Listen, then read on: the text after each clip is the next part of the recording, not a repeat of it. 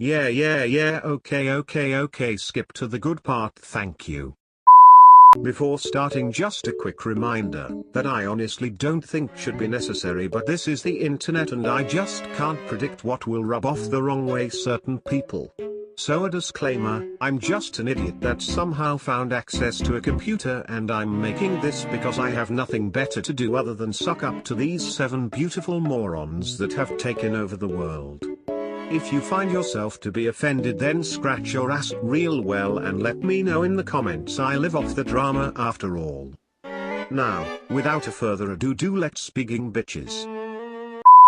So the title song for the new album is a feature with Halsey, which I have to say I had mixed feelings when I first heard about it, but then I was all in, especially after hearing the teaser. Like, come on, it was clear it was going to be a massive bop. And oh boy if it isn't. After watching the video, I have to admit that I was a little disappointed because I felt like Halsey got the shorter end of the stick. She was barely in the music video, and barely got any parts. Which I understand, their fandom is a little intense when it comes to females being close to the boys, which is dumb as fuck but fine. But seriously, I don't care what you think about her. She's a massive artist with amazing songs, yet her part in this song can be basically summarized to oh my Mimi and that weird cartoonish. That I swear would just suit a Twice video perfectly. Like really. Someone out there has to make that remix.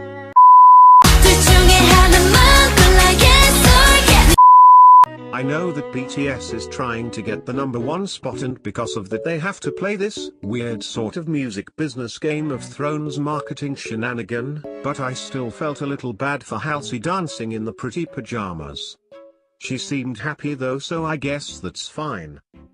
Thankfully there's a version of the song out there that has more of her, and frankly I love it, and I don't understand why they didn't keep that one, but I'm trying to keep my mind open. Whatever, let's move on. Now I have to say that though I like her music, I only see Halsey maybe once or twice every 7 months and a half or so, and let me tell you, every time I see her this chick has a completely different look, and I'm starting to think that it might be that tendency or liking for fashion metamorphosis might be the reason why she's so drawn to these Korean artists, because that's what their companies force them to do, let's be real. All this to say that I didn't recognize her at first, because last time homegirl saw her she had a blonde short hairdo with feathers coming out of her eyebrows like some sort of mystical beast that looked just beautiful and flawless, and that's a lot to say because it was during the Victoria's Secret annual parade, and frankly if you look remotely attractive next to those beautiful bra-wearing giants, you can consider yourself a winner. Now here she is with fiery long hair and sparkly makeup, and all I can think about is how little she looks like herself while still looking like herself. But I feel like I liked the eyebrow feathers look better. In the teaser she gets out of the booth and starts walking look towards the boys, all dressed like beautiful pink Barbie Ken dolls sitting on a couch in the middle of the street, because this is K-pop putas and there's no explanation needed for why a motherfucking couch is in the middle of the road. Of course, a red-blooded female would probably look distressed like that because of the 7 members of the defining boy band of our era, but this bitch simply walked past them. Which makes me wonder what the hell is coming at them. The boys seem all unaffected, so it might be some sort of Korean monster that only pop idols are used to. Peas. Those pajamas look way too comfortable. Great, now that we covered whatever that was, it's time to focus on the big money, big shot, the real important thing, the one that actually matters, finally, where we can actually start gushing about the members. So this music video was inspired by the movie Singing in the Rain, which is a classic that I have never seen because of course I am an uncultured bitch, and that's fine. I shall just thank the Bankton Lords for educating me on a regular basis. So in the video we can see some references to the movie and maybe even the story, but let's be real, I'm an idiot that wouldn't have the mental capacity to even make 2 ideas fit together, so let's leave the theories for the actual smart people, okay? Good. Instead let's just focus on the beautiful creation of God that is Jimin's tummy. I'm too sexy for my love, too sexy for my love, love's going to leave me.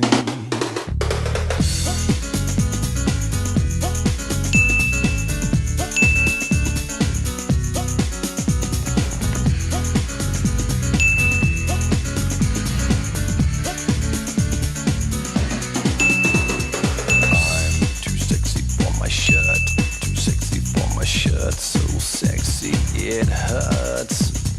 And I am too sexy for Milan, too sexy for Milan, New York and Japan.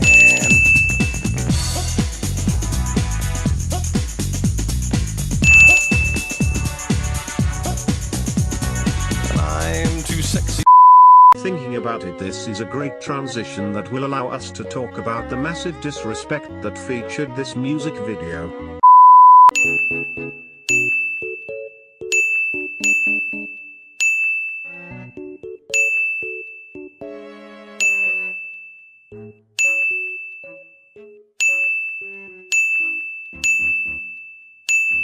Like, come on, can you give us a chance to live, Jesus fucking Christ? For the first time in forever, Jin's prayers seem to have been heard, because this dance is probably the easiest dance BTS has ever done, except maybe for Like It Part 2. And honestly, I'm all in for it. I can already foresee all the 12-year-olds dancing to this on Instagram and the flash mobs in the middle of the streets. Honestly, if they make a challenge dance out of this, it would make so much sense. Most importantly, however, is the amount of amazing memes that are going to come out of this. And because I am an internet person wannabe, I decided to participate on the deepening of BTS's memeification.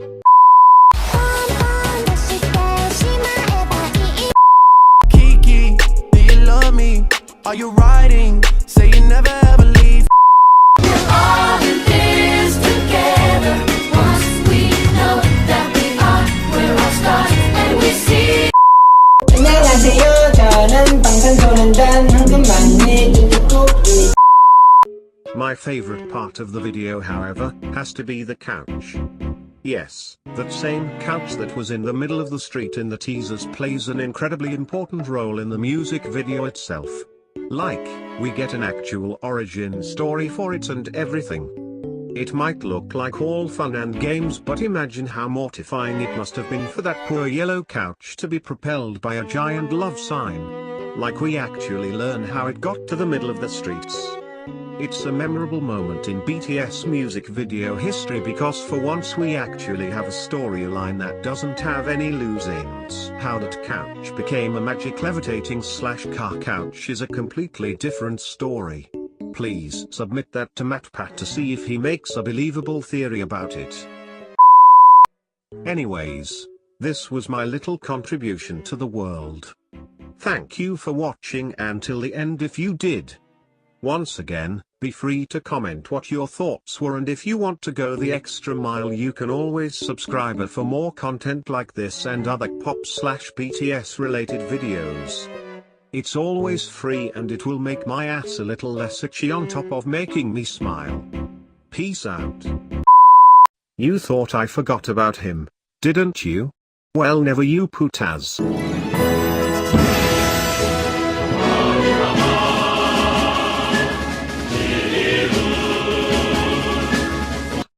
I know that all the members shine bright like a diamond, and sometimes there's one that stands out more than the others, but in this channel we're Young Ho sucks trash, so he deserves an entirely separate homage. Like, how can there be a human being more perfect and precious than Young Ho suck? Come on, everybody, the world needs to stop sleeping on him. He's the sweetest, most talented young man that can disintegrate your panties with a hip thrust.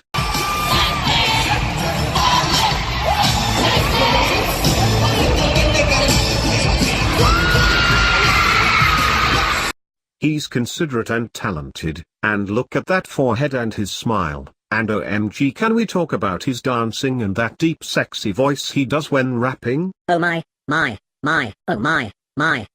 I am feeling the heat rush to my cheeks. I bet I'm tomato red now, all because of this piece of hotness and sunshine that is Young Ho suck. I think I'm going to take a cold shower now. Peace out, Perez.